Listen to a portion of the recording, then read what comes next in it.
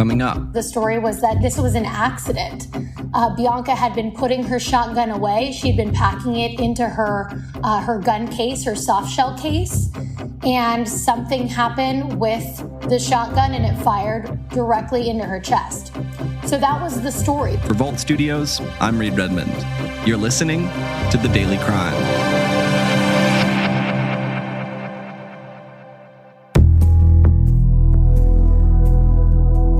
Hi, I'm Larry Rudolph, president of Safari. This is Larry Rudolph back in 2010, a dentist living in Pennsylvania at the time with his wife Bianca. The two avid hunters, and in 2012 moved to Arizona. In 2016, Bianca and Larry Rudolph left the country to go on a hunting trip together. Only one of them, Larry, would return alive. The couple going to Zambia, and at the end of their trip, Bianca was shot in the chest with their shotgun. Rudolph telling African officials she accidentally shot herself when packing her firearm into its case. Her death ruled accidental. But was this really an accident? Or could it have been murder? One of the questions that always comes to mind in an instrument that is larger and longer is whether or not the individual really could do it themselves, do it to themselves, because these objects they're long. I'm Isabel Kenyon, the founder and CEO of Calibrate. I started Calibrate to help my mom and 175 million other Americans get back in control of their weight and their health. Diets don't work because sustainable weight loss doesn't come from yo-yo dieting or calorie counting. It comes from improving and resetting your metabolic health. With Calibrate, our first members have lost an average of 15% of their body weight through doctor-prescribed GLP-1 medications and face-to-face coaching on what we call the metabolic pillars: food, sleep, exercise, and emotional health. If the scale is stuck, it's not your willpower, it's biology. At Calibrate, we fight biology with biology to help you get back in control of your weight and your health. Get $50 off Calibrate's 1-year metabolic reset with promo code SAVE50 when you visit joincalibrate.com. $50 off with code SAVE50. Visit joincalibrate.com to see if you're eligible and save $50 with code SAVE50. Bianca Buono joins us from 12 News KPNX in Phoenix, Arizona. Bianca, thanks for being here. Thanks for having me. So this case takes us back to 2016, when a married couple, Larry and Bianca Rudolph, go on a hunting trip to Africa. Can I have you start by telling us a little bit about Larry and Bianca Rudolph, what their lives looked like prior to that trip? Yeah, so the two of them had met in college in Pennsylvania decades ago and essentially got married and have had this wonderful life on paper ever since. The two of them had owned a dental office in Pennsylvania for years.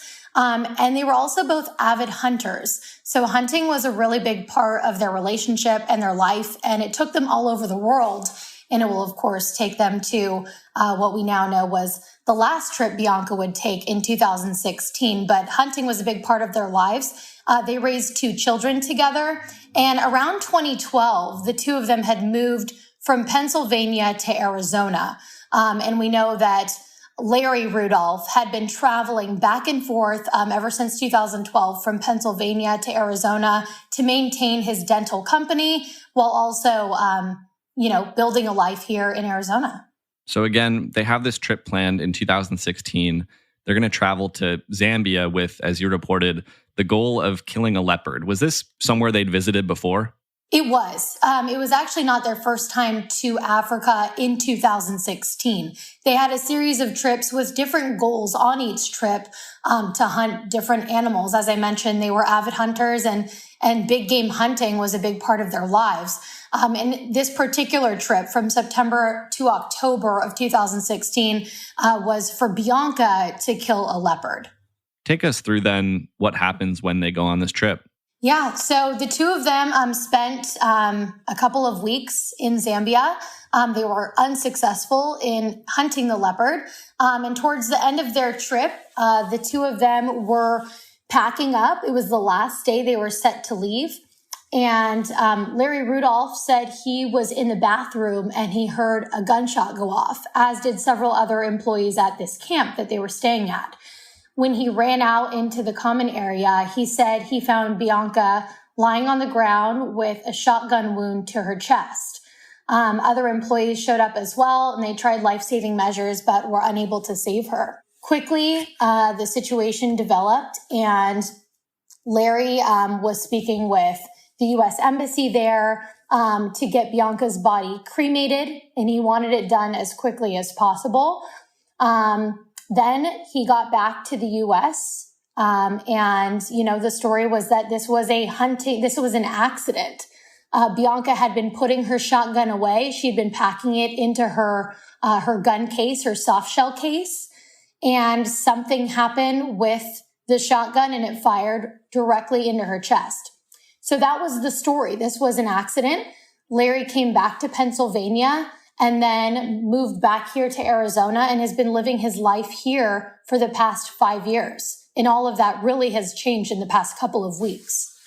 Based on Larry's version of events in 2016, officials in Zambia ruled Bianca's death an accident. But as you reported, there were some possible red flags back then. Explain that. That's right. There were several red flags according to federal court documents. The first, as I talked about, was cremation. So Bianca's friends had told FBI investigators that she was a devout Catholic and would not have wanted to be cremated. Yet Larry, in the moment, back in 2016, said that she did want to be cremated.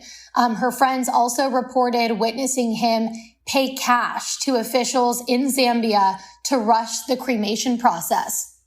Another red flag was, according to the U.S. Embassy official who worked with Larry in the days following Bianca's death, Larry seemed really upset that photographs of Bianca's body were taken as part of the investigation. And the third and probably the biggest red flag was, according to Bianca's friends and family members, Larry had been having a 15 to 20 year long affair with an employee at his dental office. And according to staff members at the dental office, this woman had given Larry an ultimatum a couple of months prior to their trip to Zambia. You have 1 year to leave your wife, Bianca, and leave your dental practice, or this is over.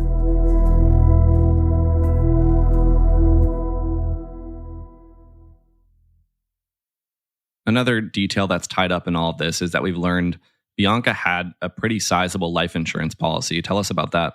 That's right. She did, close to $5 million.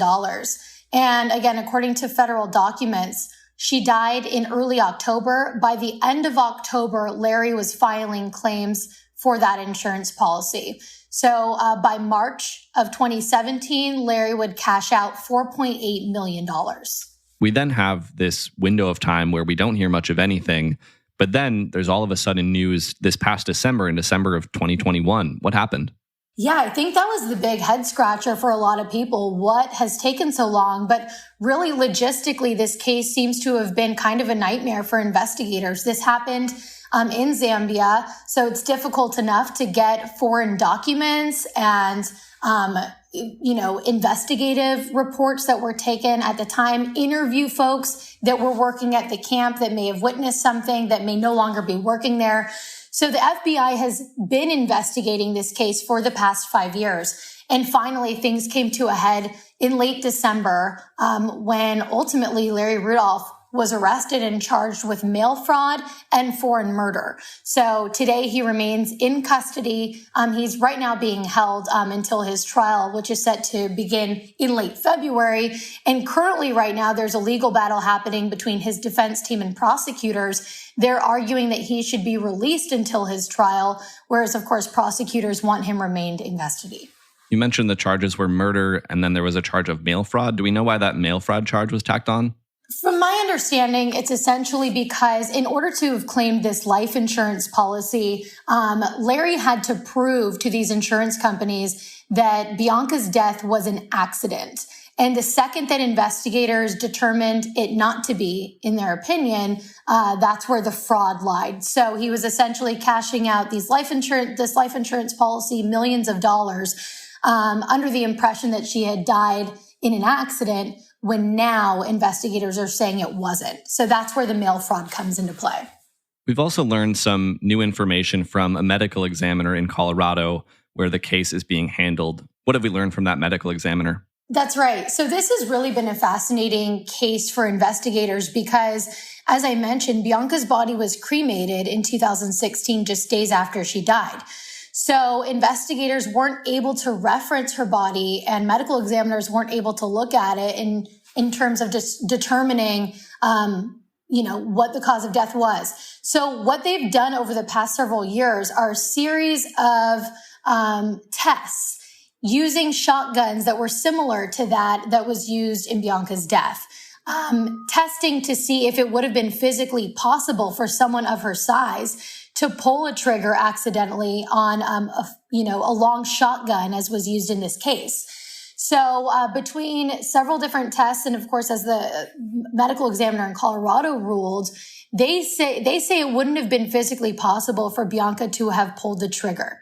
And that's what the Colorado medical examiner ruled as well. And we referenced some forensic pathologists here in Arizona and showed them the reports, and they too agreed with those findings. There's always difficulty when you don't get to do your primary function that you're trained to do, which of course is to examine a body. Rebecca Hsu is a forensic pathologist, analyzing the report made by a Colorado medical examiner who used photos and documents to determine Bianca's manner of death. One of the questions that always comes to mind in an instrument that is larger and longer is whether or not the individual really could do it to themselves, because these objects they're long. The medical examiner concluding it would have been nearly impossible for Bianca to reach the trigger of the shotgun herself. I expect this is something we might learn a lot more about if this case does go to trial.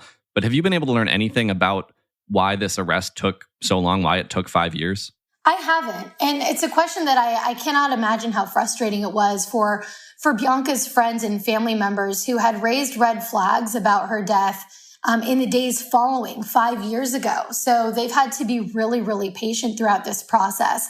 But as of now, from what we've heard and from what we've read in these court documents, it just seems like this was a really difficult case because there was no body for investigators to look at and because they were dealing with foreign bodies, policies that were so different from their own, tracking down folks that were there and that may have been staying at the camp and were traveling with Bianca and Larry during their hunting trip. So it's been an exhausting process for them. And 5 years is a long time, but I have to imagine that a lot of folks are happy that they're approaching some semblance of justice here. Have we heard a response yet from Larry Rudolph or from his attorneys to these allegations? Yes. Larry Rudolph's attorney released the following statement saying now more than 5 years later, the government is seeking to manufacture a case against this well-respected and law-abiding dentist, Dr. Rudolph, and he looks forward to his trial where he will demonstrate his innocence. So denying all allegations. Bianca Buono with KPNX in Phoenix. We'll be keeping an eye on your reporting as this case moves forward. Thanks for sharing the story. Thanks again for having me. And thank you for listening to this episode of The Daily Crime. We're right here with a new one every day of the week, Monday through Friday. So if you haven't already, make sure you're subscribed to or following the podcast wherever you're listening right now. If you're looking for more podcasts, you can head over to vaultstudios.com for a full list of our shows, including our weekly podcast, True Crime Chronicles. That'll do it for this one. Until next time, for Vault Studios, I'm Reed Redmond.